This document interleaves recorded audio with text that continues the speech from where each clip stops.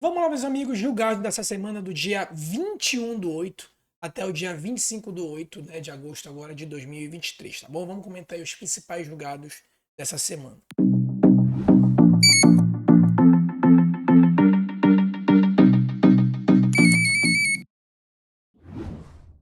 Para quem não me conhece, eu sou Valber Oliveira, professor de Direito Eleitoral e analista judiciário da Justiça Eleitoral. Não esquece já de se inscrever aqui no canal, comentar, compartilhar, curte. Toda semana a gente tem 2 vídeos aqui no canal. Então, se você curtir, compartilhar, comentar, o YouTube vai te entregar isso, vai entender que você tem interesse. Então, toda semana você aciona as notificações que o YouTube vai te entregar, tá bom? Então, vamos lá direto para os julgados dessa semana, né? Já que a gente comenta sempre os julgados da semana anterior. Então, do dia 21 até o dia 25 de agosto de 2023. A gente já começa com a gravidade em relação à distribuição de benefícios, né, por ocasião da conduta vedada. Ah, professor, o que é a conduta vedada nesse caso aqui? Vamos primeiro entender aqui a tese enfrentada pelo TSE. O que o TSE diz? Que lembra que em sede de AIS, né, conduta vedada não, aconteceu a conduta, automaticamente, né, já se impõe a sanção de multa. Mas para fins de cassação ou em sede de AIS, tem que ter a gravidade suficiente para que ocorra a cassação. Então, nesse caso aqui, o STF disse que a distribuição de bens em período crítico, né, ou seja, em período muito perto da campanha eleitoral e considerando que a eleição foi decidida apenas por diferença de 24 votos, isso por si só é uma gravidade. Mas o que aconteceu nesse caso aqui?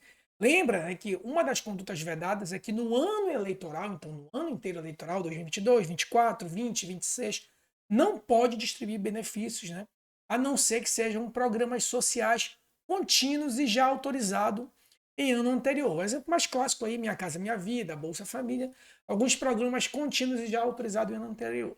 Essa é a exceção, mas a regra geral é que não pode. Então, o que é que o TSE entendeu aqui?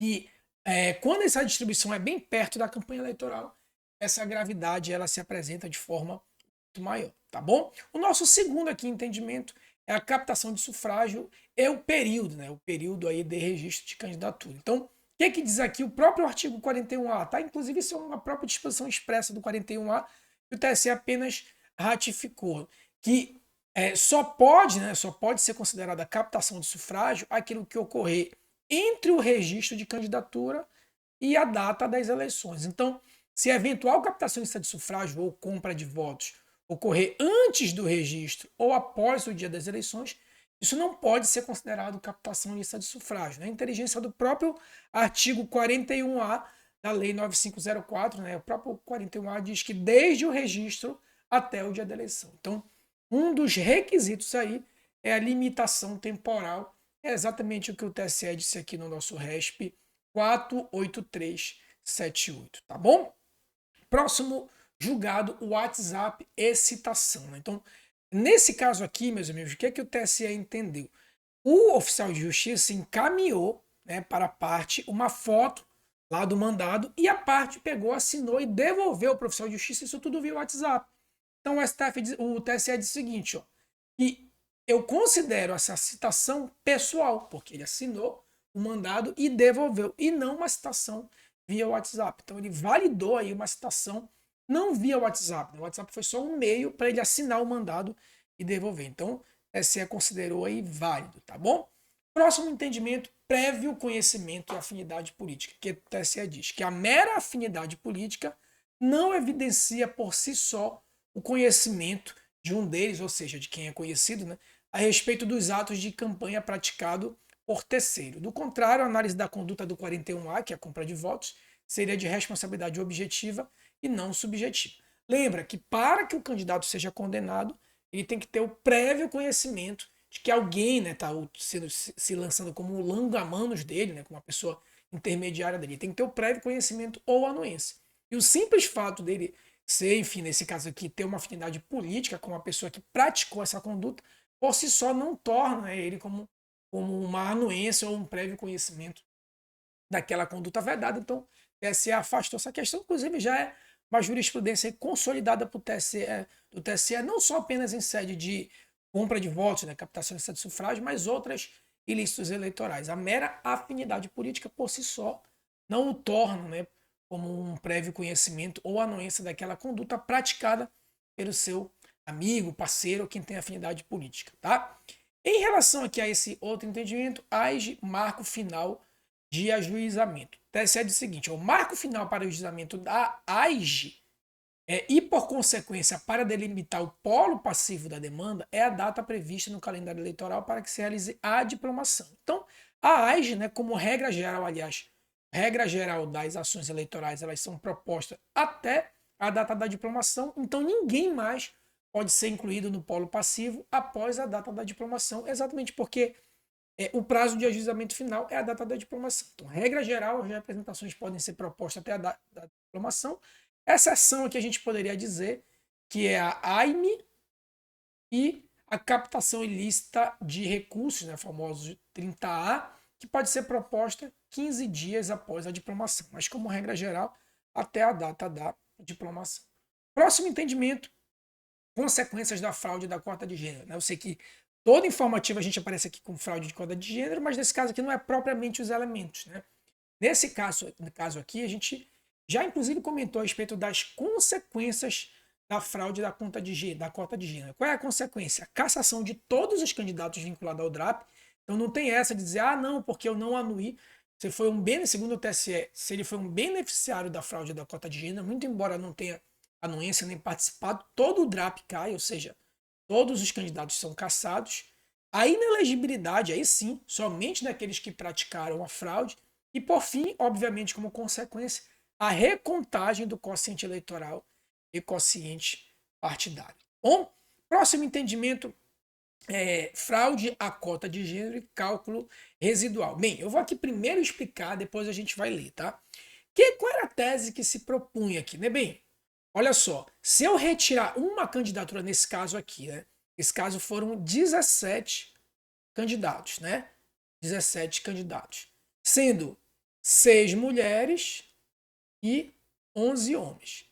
Qual era o raciocínio de uma tese residual? Bem, se estão dizendo que uma candidata é laranja, então sobrariam 5.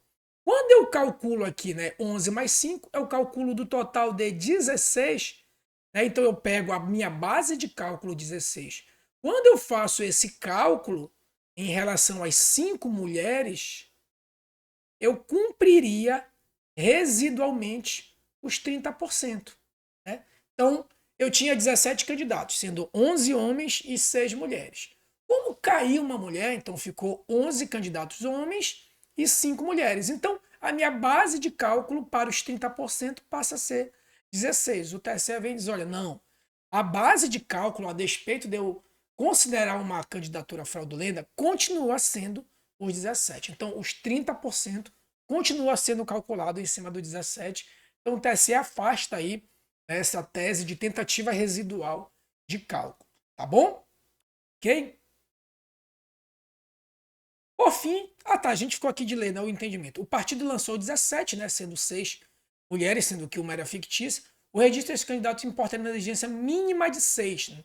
Trata de desobediência objetiva, lá do artigo 10, parágrafo 3º, de apenas 29,41. Então, se a gente pegar, por exemplo, né, 5 candidatas e dividir por 17, isso vai dar exatamente 29,41, o que não cumpre os 30% lá da cota de gênero, tá bom? Então, tese residual aí afastada pelo TSE.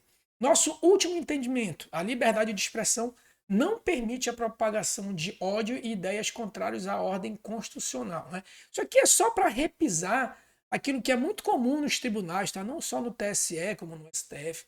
Liberdade de expressão, meus amigos, liberdade de expressão, muito embora tenha um destaque grande, né, tenha um grande destaque ali nos direitos e garantias fundamentais, ela não é absoluta, tá? Ela não é absoluta. A liberdade de expressão por si só já tem um grande destaque. Nas eleições ela tem mais ainda. Daí que também tem outro princípio da intervenção mínima da justiça eleitoral, porque a liberdade de expressão ela é ampla. No processo eleitoral, ela tem esse grau de amplitude dela é muito maior. Só que mesmo no processo eleitoral, onde a liberdade é maior ainda, existe limite para a liberdade de expressão. Tá bom, meus amigos? Tranquilo? Então, esses foram os julgados aí dos dias 21 ao dia 25, publicado aí de 2023, de agosto de 2023. Tá bom? Não se esquece aí, tá? De dar o like, se inscrever, compartilhar, curtir. Quer se aprofundar em direito eleitoral? Vou deixar o link aqui na descrição do vídeo de curso para quem quer fazer, ou curso para concurso, que são aulas bem direto ao ponto, ou para quem quer se aprofundar, onde a gente estabelece lá alguns módulos, inclusive com complementos de aulas práticas, né, sistemas e teses práticas da vida forense para advogado, promotor, juiz, assessores, tá bom? Então a gente fica por aqui e a gente se vê numa próxima. Até lá e um forte abraço.